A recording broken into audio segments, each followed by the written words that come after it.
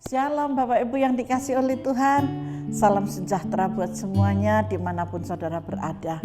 Mari kita masuk dalam pujian, kita menyembah Tuhan dan kita mau dengar apa yang Tuhan pesankan buat kita semua untuk hari ini.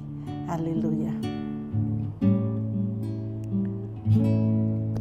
Sering ku tak mengerti jalan-jalan-Mu Tuhan, bagai di belantara yang kelam,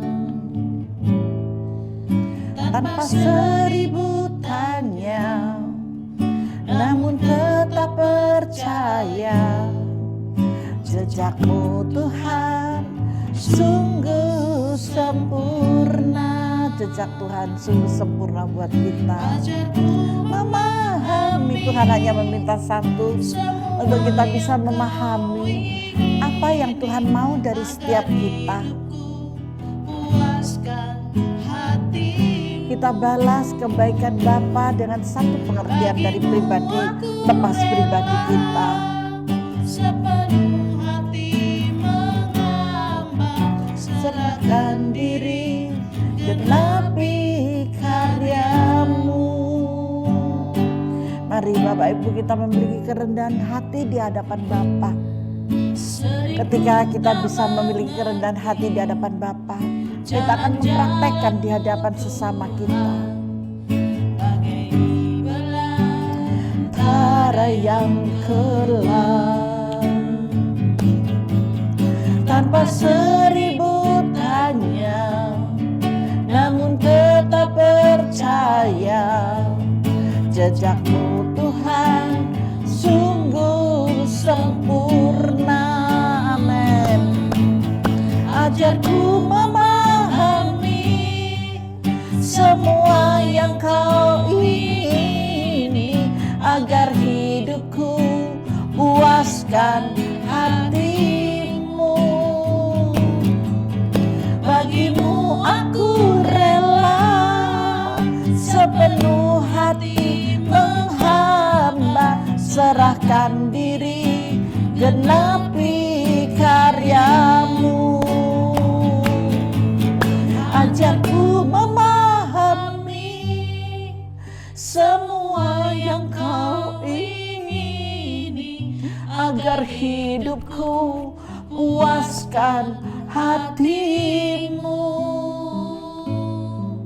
Bagimu aku rela, sepenuh hati menghamba, serahkan diri, genapi karya-Mu. Ajarku memahami semua yang Kau ingini, agar hidupku puaskan hati-Mu. Bagimu aku rela, sepenuh hati menghamba, serahkan diri, genapi karya-Mu. Serahkan diri, genapi karya-Mu. Serahkan diri, genapi karya-Mu. Mari kita sembah Dia. Haleluya, haleluya. Bapa terima kasih atas segala kasih kemurahan-Mu. Bapakku mau menyenangkan hati-Mu. Berikanlah bagi kami roh hikmat dan pengertian ya Bapa. Haleluya. Glory, haleluya, haleluya. Haleluya, Yesus. Bapa terima kasih, Bapa terima kasih. Bapa terima kasih. Haleluya, haleluya. Bapa kami bersyukur, Bapa kami bersyukur. Haleluya, haleluya, haleluya. Terpujilah Engkau ya Tuhan, terpujilah Engkau ya Yesus. Haleluya, glory, haleluya. Bapa terima kasih. Sebentar kami akan belajar Tuhan tentang kerendahan hati yang Kau berikan bagi kami. Kami mau Bapa menjadi seorang hamba yang taat dan setia dan tunduk dalam otoritas-Mu. Ajarilah kami untuk lebih lagi kami boleh dimengertikan Bapa. Sebagai hamba-Mu, sebagai alat kerajaan-Mu. Terima kasih Tuhan Yesus, terima kasih. Kami mau duduk manis dan mendengarkan kebenaran sabda-Mu yang hidup. Haleluya, amin. Oleh Tuhan, kita akan masuk dalam kebenaran firman-Nya. Hari ini saya memberi judul Aku Menjadi Pelayan Tuhan. Di sini berarti menyatakan bahwa diri kita itu siap untuk menjadi pelayan Tuhan. Bu, pelayan Tuhan itu haruskah yang disebut seorang pendeta atau evangelis? Tidak. Kita semua adalah pelayan-pelayan Tuhan. Ketika saudara mau menyerahkan diri saudara untuk pekerjaan di rumah Tuhan. Misalkan saudara bisa main gitar, serahkan dirimu untuk main gitar. Bisa di musik apapun, serahkan. Dan ketika ada yang bisa WL, silakan.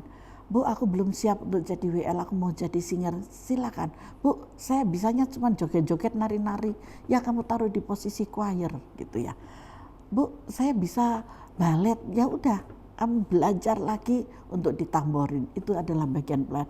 Bu, saya nggak bisa apa-apa, saya cuma bisa mengedarkan kantong kolektor. Gak apa-apa. Itu adalah pelayan Tuhan.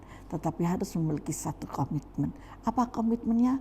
Merendahkan hati di hadapan Tuhan dan di hadapan sesama. Ketika saudara tidak bisa merendahkan hati di hadapan sesama, bohong.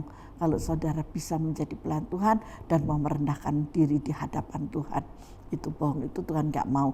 Tetapi yang mau saya katakan, mari kita belajar untuk menjadi hamba. Seorang hamba itu akan taat, seorang hamba itu akan tunduk dalam otoritas. Amin.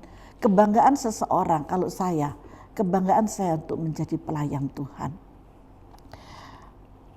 Ketika kita tidak bisa berkhotbah, waduh, aku gak bisa berkhotbah, gak apa-apa.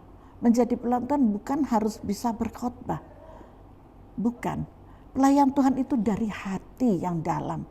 Melayani Tuhan, misalkan ada kematian, engkau ikut memandikan, untuk merawat, untuk mengerias gitu ya.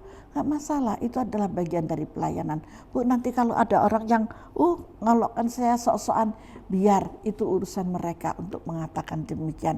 Tetapi biarlah keluar dari hati saudara, itu yang menyenangkan hati Tuhan. Amin. Yuk kita belajar dari Elisa ya. Yuk, 2 Raja-Raja 3 ayat 13 sampai dengan 19 kita akan baca firman Tuhannya. Dan nanti saya akan masuk ke dalam 4 hal dalam pelayanan itu yang bagaimana. Karena salah satu hal yang penting yang harus kita sadari dan banggakan adalah menjadi pelayan Tuhan. Catat baik-baik. Sudah ayat 13, 2 Raja-Raja 3 ayat yang ke-13. Tetapi berkatalah Elisa kepada Raja Israel, apakah urusanku dengan engkau? Pergilah kepada para nabi ayahmu dan kepada para nabi ibumu. Jawab Raja Israel kepadanya, jangan begitu, sebab Tuhan memanggil ketiga raja ini untuk menyerahkan mereka ke dalam tangan orang Moab. Nah, berkatalah Elisa, demi Tuhan semesta alam yang hidup, yang di hadapannya aku menjadi pelayan. Elisa merasa jadi pelayan. Elisa ini kaya loh. Elisa ini memiliki jabatan loh, ya. Tetapi dia mau untuk menjadi pelayan Tuhan. Jika tidak karena Yosafat, Raja Yehuda, maka sesungguhnya aku ini tidak akan memandang dan melihat kepadamu. karena jengkel ya. Maka sekarang jemputlah bagiku seorang pemetik kecapi. Pada waktu pemetik kecapi itu bermain kecapi, maka kekuasaan Tuhan meliputi dia. Saya tadi dari awal katakan, kalau engkau memiliki talenta di musik, serahkan hidupmu untuk musik. Di drum mungkin, keyboard, mungkin di apa aja, gitar, apa aja udah yang kalian bisa gitu ya. Saksofon mungkin gitu ya. Monggo serahkan hidupmu dengan sungguh-sungguh. Kemudian berkatalah ia, beginilah firman Tuhan, biarlah di lembah ini dibuat parit-parit.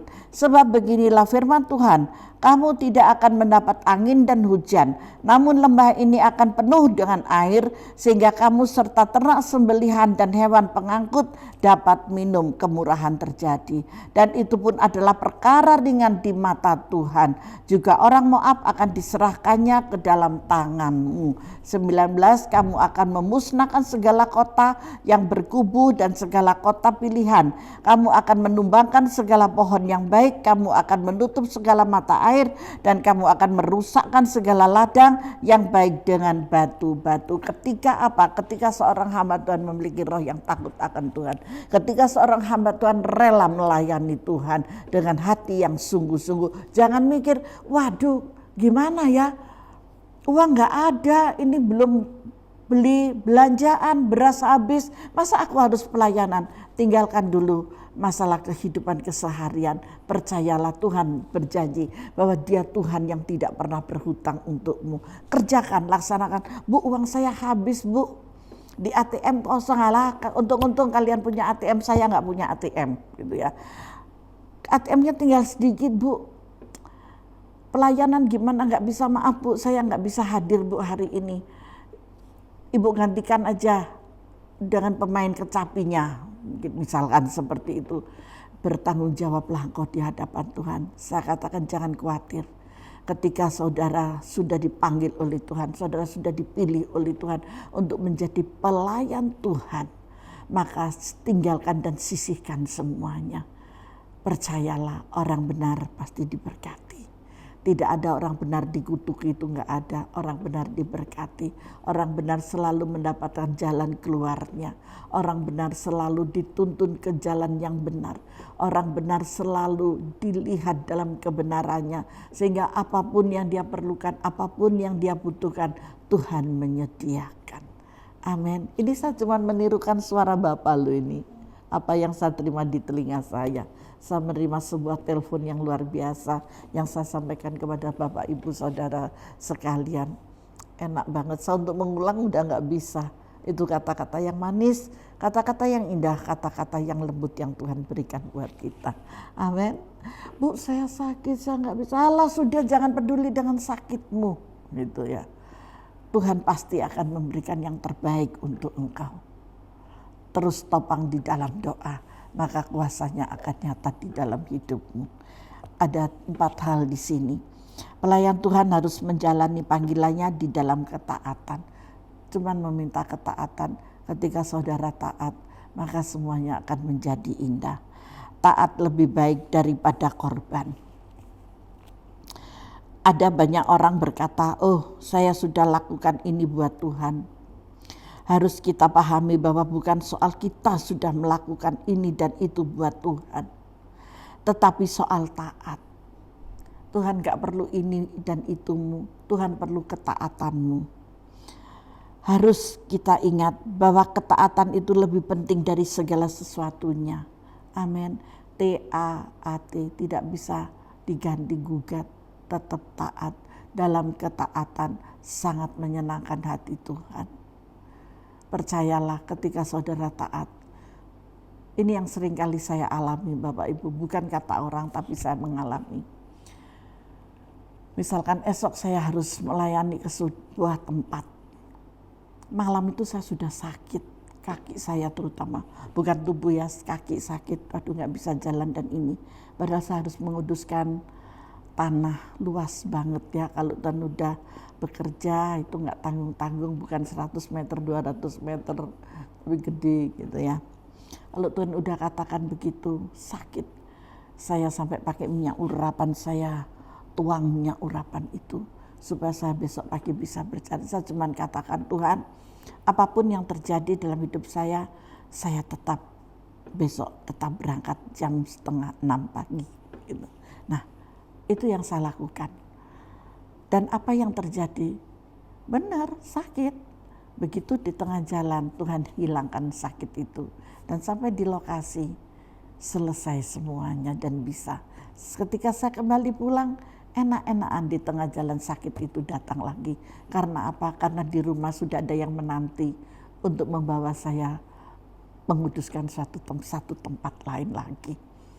Tetapi apakah saya menolak itu? Enggak. Saya jalankan. Saya merasa bahwa saya adalah seorang pelayan.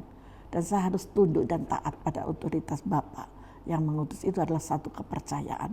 Butuh ketaatan. Itu tidak berlaku kepada hamba Tuhan saja.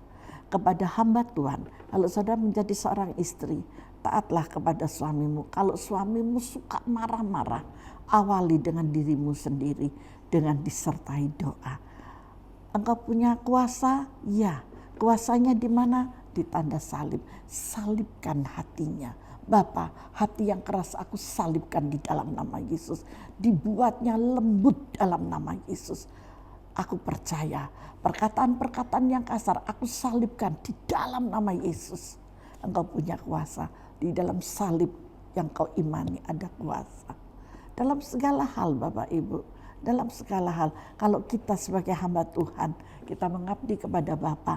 Ketika di dunia Tuhan mengizinkan suami atau istri yang membuat masalah tidak nyaman di dalam keluarga, salibkan. Bapak-bapak, engkau punya kuasa. Ibu-ibu, engkau punya kuasa. Apakah anak tidak punya kuasa? Punya. Ketika orang tuamu tidak bijaksana, engkau punya kuasa untuk orang tuamu. Salibkan ketidakbijaksanaan dari orang tuamu. Maka dia akan menjadi orang tua yang bijaksana. Amin. Lanjut firman Tuhan. Pelayan Tuhan harus menjalani panggilannya dengan kesetiaan. Tuhan hanya membutuhkan kesetiaan. Seperti apa yang sudah saya saksikan. Kesetiaan. Sekalipun hujan lebat, sekalipun panas terik, sekalipun dinginnya ampun gitu ya, kita harus memiliki kesetiaan. Ketika kita setia, Tuhan jauh lebih setia buat saudara dan saya. Haleluya. Setia bukan karena keadaannya menyenangkan, sebab setia seperti ini adalah balas budi. Setia yang benar adalah tetap setia walaupun keadaan tidak menyenangkan. Inilah kunci dalam melayani Tuhan yang tetap setia dalam segala keadaan. Kesetiaan kepada Tuhan juga kesetiaan kepada keluarga. Amin. Kita bisa kok lakukan ini, pasti bisa. Buat suami, buat istri, buat anak-anak, orang tua ke anak-anak, anak-anak ke orang tua. Milikilah kesetiaan. Percayalah, berkat-Mu tidak akan pernah habis. Lenteramu tidak akan pernah padam, selalu menyala. Ada api Roh Kudus yang dinyalakan dalam kehidupan kalian. Hal yang ketiga, pelayan Tuhan harus menjalani panggilannya dengan bersemangat dan bersukacita. Jangan loyo, jangan kendor. Firman Tuhan katakan, layanilah aku. Jangan kendor, tapi bernyala-nyalalah untuk melayani aku. Amin. Saudara menyala-nyala untuk melayani Tuhan, maka bersukacitalah engkau senantiasa di dalamnya. Yang memberkati, yang menyatakan mujizat dan membela setiap pelayan Tuhan adalah Tuhan sendiri. Bukan manusia, tetapi Tuhan sendiri yang membela saudara. Ketika saudara dibela Tuhan, maka engkau akan merasakan sesuatu yang luar biasa. Karena itu jangan pernah kita melayani Tuhan dengan bersungut-sungut dan dengan hati yang penuh kemarahan dan kekesalan. Lebih baik ketika hatimu capek, ketika hatimu lelah, ketika pikiranmu penuh, ketika masalahmu besar, sebaiknya engkau katakan saja terus terang, tolong Kak, saya bisa digantikan untuk minggu depan ya Kak, karena ini mendadak saya tidak bisa, daripada mimbar yang kudus itu dicemari dan dikotori hanya karena masalah saudara. Ingat baik-baik, hai pelayan-pelayan Tuhan ya, saat ini masih online, nanti kalau sudah offline Persiapkan dirimu dengan ketaatan dan kesetiaan dan hati yang penuh sukacita. Ketika saudara melayani hati yang penuh sukacita, apalagi di pemain musik, ini yang berkaitan pemain musik, WL, singer, pembicara, itu terkait menjadi satu pendoa syafaat. Itu terkait menjadi satu. Di asyir aja nggak nyaman, di asyir waktu kita berjabatan tangan ada ganjalan, itu juga tidak akan membawa hadirat Allah. Karena apa? Karena sudah terintimidasi. Yang lainnya tidak, tetapi pribadi orang ini, orang yang asyir, orang yang datang, ada konflik sedikit aja, tidak akan membawa damai sejahtera.